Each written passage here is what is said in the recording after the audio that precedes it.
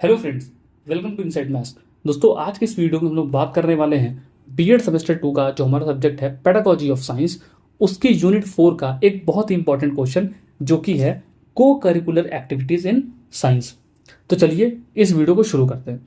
दोस्तों, सबसे पहले हम लोग समझेंगे कि ये को करिकुलर एक्टिविटीज होती क्या है। देखिए, activities which fall outside the regular academic curriculum are also known as extra curricular activities. यानी कि देखिए, आप जो पढ़ा रहे हैं, ठीक, पढ़ाते समय एक्टिविटी करवाते हैं जो कि बुक्स में होती है, वो सब तो ठीक है, लेकिन कुछ ऐसी एक्टिविटीज़ जो कि हमारी बुक्स में नहीं भी हैं फिर भी हम उन्हें करवाते हैं, जो कि हमारे एकेडमिक्स से उनका कोई ज़्यादा खास लेना देना नहीं है, लेकिन फिर भी हम लोग उनको करवाते हैं जिससे कि जो बच्चे हैं वो जो भी सब्जेक्ट है उसके बारे में और मतलब आसपास की चीज़ों के बारे में सीख सके। उन सभी चीज़ों को हम लोग क्या बोलते हैं, को करिकुलर एक्टिविटीज़ कहते हैं। जैसे कि अगर मान लीजिए कोई बच्चा है, स्कूल में पढ़ता है, वो डांस क्लासेस ज्वाइन कर लेता है, योगा क्लासेस ज्वाइन कर लेता है, ठीक है, या फिर मान लीजिए कोई स्पोर्ट्स वगैरह क्लासेस ज्वाइन कर लेता है, म्यूजिक ज्वाइन कर लेता है, तो ये सब जो एक्टिविटीज़ कर रहा है वो क्या है, को करिकुलर एक्टिविटीज़। मतलब पढ़ाई के साथ जो एक्स्ट्रा हम लोग जो भी एक्टिविटीज़ करते हैं उसको हम लोग क्या बोलते हैं, को करिकुलर एक्टिविटीज़ कहते हैं।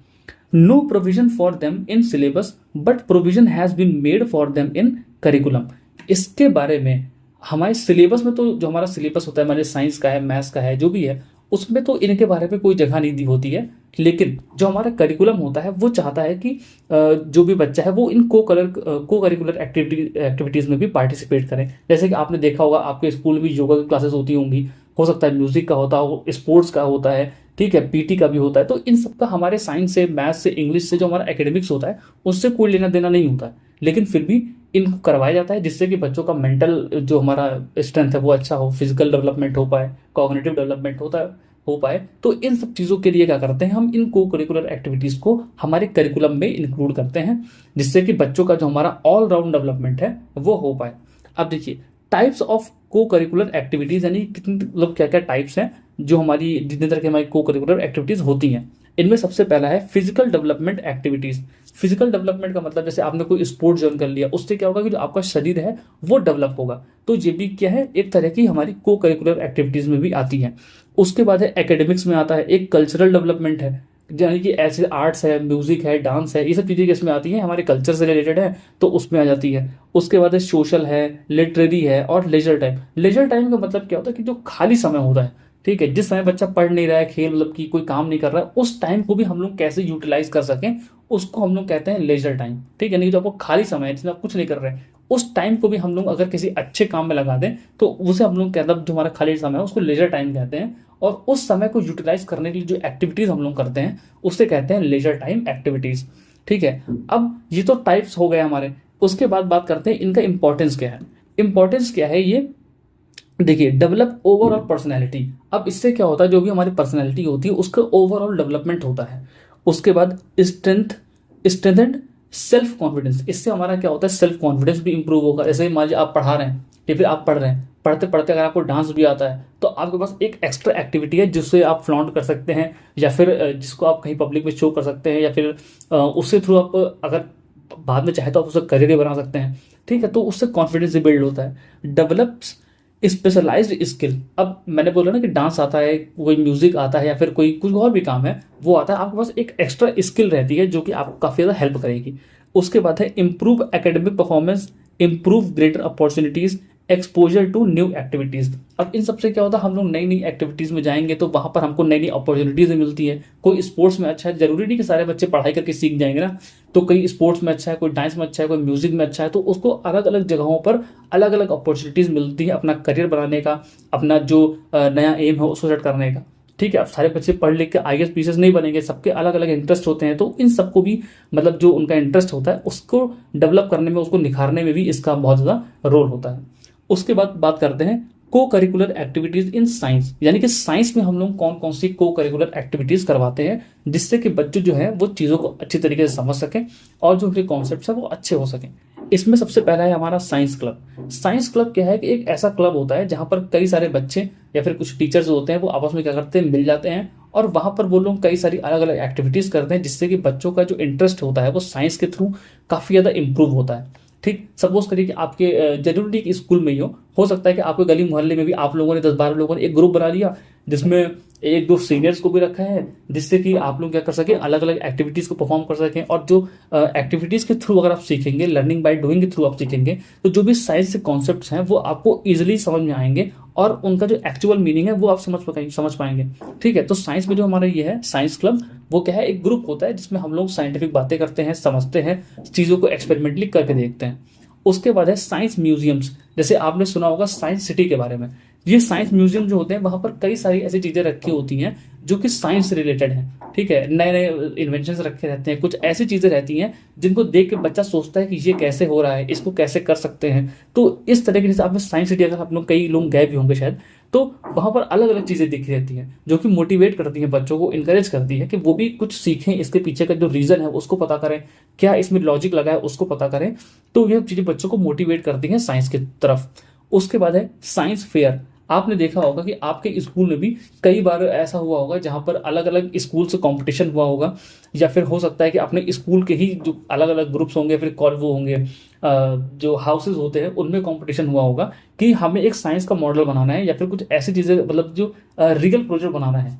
अब उसमें होता क्या है कि हम लोग साइंस फेयर लगवाते हैं। जैसे कि हमने बोला कि सब लोगों को प्रोजेक्ट बनाना है, उसके बाद साइंस फेयर लगेगा, तो अलग अलग स्कूल से compete करेंगे, तो उससे हमारा क्या होगा, हमारा जो डेवलपमेंट है वो भी अच्छा होगा। क्यों? क्योंकि हम लोग नई चीज़ सीखेंगे। हम जो भी हमारा प्रोजेक्ट होगा उसको बनाएंगे, उससे जो बाहर वाले स्कूल आएंगे वो भी उस प्रोजेक्ट को देखेंगे।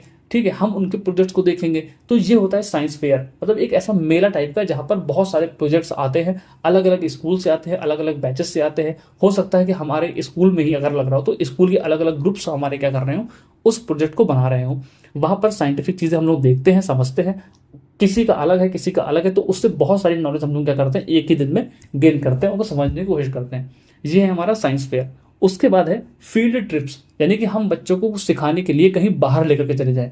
हो सकता है, जैसे मैं एग्जांपल देता हूं कि अगर आपको बच्चों को प्लांट्स के बारे में सिखाना है, तो अगर आप क्लासरूम में बैठा करके बच्चों को बताएंगे कि ये पेड़ ऐसा होता है, इसकी रूट ऐसी होती है, इसकी पत्तियां ऐसी होती हैं, तो वो उसको उतना अच्छे से नहीं समझ पाएगा जितना अगर आप उसको बाहर ले जाकर के दिखाएंगे।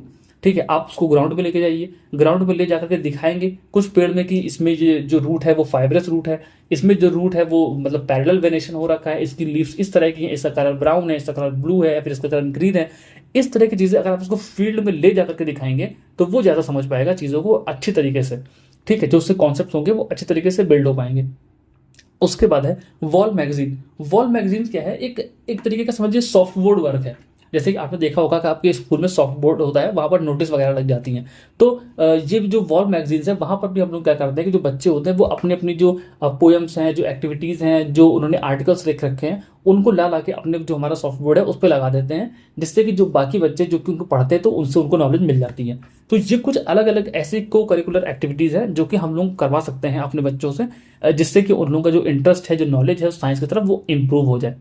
उसके बाद है डिफिकल्टीज इन ऑर्गेनाइजिंग को करिकुलर एक्टिविटीज।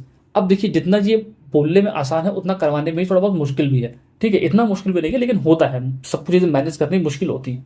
तो देखिए, देखते हैं क्या क्या डिफिकल्टीज हैं जो कि आती हैं। सबसे पहला है lack of concentration to study due to tiredness. अब सोचिए, आप 6-7 घंटे स्कूल में देकर के आएंगे, 2-3 बजे घर आएंगे, उसके बाद अगर आप साइंस क्लब जाते हैं या फिर फेयर में जाते हैं या फिर कहीं भी कोई एक्टिविटी करते हैं, तो आपका जो बहुत सारा टाइम है वो इन्हीं सब में निकल जाएगा। तो आप सेल्फ स्टडी कब करेंगे, या फिर आप थक इतना जाएंगे तो पढ़ कब पाएंगे। ठीक है, तो इन सबसे मतलब क्या होता है कि थोड़ा सा जो हमारा पढ़ाई वाला, जो एकेडमिक्स वाला होता है, वो भी थोड़ा सा मतलब बैलेंस नहीं रह पाता है। उसके बाद है students are shy to participate in these activities. आपने भी देखा होगा कि आपकी क्लास में अगर मान लीजिए 50 बच्चे होंगे, तो उनमें से मुश्किल 8-10 ऐसे होंगे जो मतलब कि मतलब खुद से पार्टिसिपेट करना चाहते हैं किसी भी एक्टिविटी में। मैं बहुत बड़ा एग्जांपल नहीं, मैं नॉर्मल एनुअल फंक्शन का एग्जांपल दे रहा हूँ। ठीक है, आपके अगर स्कूल में एनुअल फंक्शन हुआ हो, आपकी क्लास में से भी ऐसा होगा कि मुश्किल से मुश्किल 10-12 बच्चों ने ही खुद से पार्टिसिपेट करने की कोशिश करी होगी, बाकी लोग पार्टिसिपेट नहीं करना चाहते। ठीक है, तो ये भी एक बहुत बड़ी प्रॉब्लम है। उसके बाद है टीचर्स गेट ओवरबर्डन। मतलब अब देखिए, होता है कि स्कूल में टीचर पढ़ाए, उसके बाद भी इन सबको एक्टिविटीज वगैरह है, तो टीचर के ऊपर भी बहुत सारा काम बढ़ जाता है। उसके पास मतलब अपनी भी पर्सनल लाइफ भी होती है और फिर पढ़ाना भी है, बाकी सारी चीज़ें मैनेज करनी है, तो उसके ऊपर बहुत सारा बर्डन आ जाता है। उसके बाद है students are not economically well off to bear extra expenses. अब देखिए, अगर हम बच्चों को इन सब में इन्वॉल्व करेंगे तो हमें कुछ ना कुछ एक्स्ट्रा फंडिंग चाहिए ही। ठीक है, उसके लिए हम लोग बच्चों से कुछ एक्स्ट्रा चार्ज लेंगे। अब बच्चों से एक्स्ट्रा चार्ज लेंगे तो सारे बच्चे नहीं पे कर सकते इतना चार्ज। तो ये भी मतलब एक प्रॉब्लम है कि सारे बच्चे जो हमारे हैं वो उतना फंड या फिर उतना जो पैसे हैं वो नहीं पे कर सकते, ये भी एक प्रॉब्लम है। उसके बाद है these activities are not assessed in the examination. दूसरी बात ये कि अब चलो पैसे नहीं दे पाए वो तो बात की बात है, हमने इन एक्टिविटीज में पार्टिसिपेट किया, सब कुछ सीखा भी, लेकिन इसको एग्जामिनेशन में कोई उतना इंपॉर्टेंस मिलता नहीं है। ठीक है, मतलब वो तो हमारे समझने के लिए है ना, एग्जामिनेशन में हम लोग इससे कोई मतलब नहीं है। तो नंबर मिलने नहीं है तो बहुत सारे बच्चे सोचते हैं कि यार नंबर मिलना नहीं है, किसी काम आना नहीं है, तो हम इसको क्यों ही पढ़ें या फिर इसमें हम क्यों ही पार्टिसिपेट करें। उसके बाद है teachers has lack of knowledge. बहुत से टीचर्स को ही नॉलेज नहीं होती कि हम क्या क्या चीज़ें करवा सकते हैं या फिर किस तरीके से चीज़ें करवा सकते हैं। उसके बाद है it is generally not possible to have spacious playground. अब देखिए बहुत सारे स्कूल्स ऐसे होते हैं जिनके पास बहुत बड़ा सा या फिर अच्छा ग्राउंड ही नहीं होता, क्योंकि देखिए अगर ऐसी एक्टिविटीज़ आपको करवानी है तो आपको थोड़ा बहुत स्पेस चाहिए होगा। लेकिन सारे जो स्कूल्स हैं, जो मतलब जो बड़े स्कूल हैं उनकी बात नहीं कर रहा, लेकिन छोटे मोटे जो स्कूल्स होते हैं उनके पास इतना स्पेस नहीं है वो इतना अरेंज चीज़ें कर सकें। तो ये भी एक बड़ी प्रॉब्लम है जिसमें कि हम लोग एक्टिविटीज़ जो है नहीं करवा सकते। तो बस यहीं पर हमारा ख़त्म होता है और इस टॉपिक में इतना ही था। अगर आप चाहते हैं कि मैं साइंस क्लब पर या फिर साइंस म्यूजियम पर या फिर इन सब पे मतलब अगर आप चाहते हैं वीडियोस तो आप कमेंट सेक्शन में लिख दीजिएगा, मैं इन सब पे अलग से एक एक वीडियो बना दूंगा कि साइंस क्लब होता क्या है, साइंस फेयर होता क्या है, इसकी डिटेल वीडियोस। ठीक है, तो बस आज की वीडियो में इतना ही। अगर आपको वीडियो अच्छा लगा हो, हेल्पफुल लगा हो, तो आप वीडियो को जरूर से जरूर अपने दोस्तों के साथ शेयर कर दीजिएगा ताकि उनकी भी हेल्प हो जाए। ठीक है, और अगर वीडियो पसंद आया हो सच में तो इसको लाइक भी कर देना, कोई डाउट रहता है तो कमेंट कर देना।